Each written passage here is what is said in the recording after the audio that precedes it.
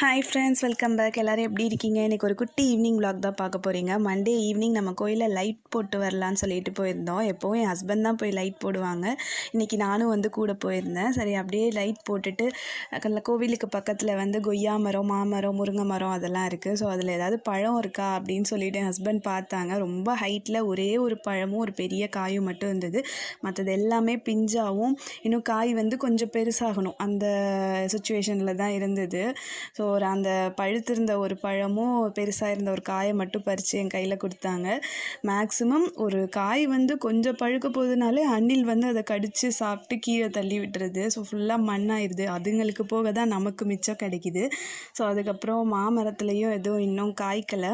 Already ஒரு 40 மாங்காய் கிட்ட பறித்து நல்லா சாப்பிட்டாச்சு. மாம்பழமாக்கி செம டேஸ்ட்டாக இருந்தது. ஸோ அதுக்கப்புறம் இப்போதைக்கு சீசன் இல்லாததுனால எதுவும் காய்க்கலை மாமரத்தில். ஸோ அதுக்கப்புறம் கோயிலை சுற்றி கொஞ்சம் செடிங்க இருக்குது.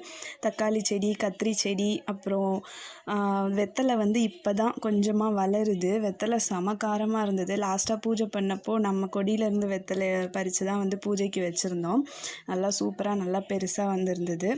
ஸோ அதுக்கப்புறம் தக்காளி செடியில் கூட 2 தக்காளி வந்து கொஞ்சம் காய்ச்சிருந்தது. நல்லா பார்க்க செம்மையாக ஆரஞ்சு கலரில் சூப்பராக இருந்தது. அப்புறம் என் ஹஸ்பண்ட் வந்து எப்போவும் மார்னிங்கும் ஈவினிங்கும் தண்ணி ஊற்றுவாங்க. ஸோ அதே மாதிரி இன்றைக்கி ஈவினிங்கும் தண்ணி ஊற்றிட்டு இருந்தாங்க.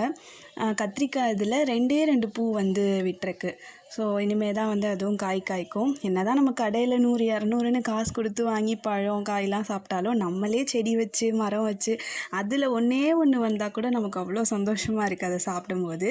அதுக்கப்புறம் இட்லி பூங்க எல்லாருக்கும் தெரியும். அதுவும் வந்து நம்ம கோயில் காம்பவுண்ட் கிட்டே இருக்கும். என்ன தான் சாமிக்கு பெருசாக காசு கொடுத்து பூ வாங்கி அலங்காரம் பண்ணாலும் இதை பறித்து 2 வைக்கும்போது தான் அது வந்து ஒரு கம்ப்ளீட்டான மாதிரி இருக்கும். அவ்வளோ அழகாக இருக்கும் அந்த பூ வச்சா. அதுக்கப்புறம் நாங்கள் லைட் போட்டுட்டு கோயிலை பூட்டிட்டு கிளம்பிட்டோம். ஸோ நம்ம கோயில் பக்கத்தில் 2 வீடு வந்து ரெண்ட்டுக்கு விட்டுருக்கோம். அங்கே வந்து அந்த அடிப்பம்ப் இருக்கும் இல்லையா, அது வந்து ஒர்க் ஆகலை, சரியாக தண்ணி வரலன்னு சொல்லிட்டு சொன்னாங்க. அதையும் என் ஹஸ்பண்ட் போய் செக் பண்ணிவிட்டு ஓகே ஆளுக்கு சொல்லி அனுப்புகிறோம் அப்படின்னு சொல்லிட்டு வந்தாச்சு. வந்துட்டு நாங்கள் பைக் எடுத்துகிட்டு கிளம்பிட்டோம். நீங்களும் உங்கள் வீட்டில் கார்டன் வச்சுருந்தீங்கன்னா அதில் என்ன ட்ரீஸ் பிளான்ஸ் வச்சுருக்கீங்கன்னு சொல்லிட்டு கமெண்ட் பண்ணுங்கள். நம்ம வீடியோ பிடிச்சிருந்ததுன்னா லைக் கொடுத்துருங்க. அப்படியே நம்ம சேனலை சப்ஸ்கிரைப் பண்ணிக்கோங்க. தேங்க்ஸ் ஃபார் வாட்சிங்.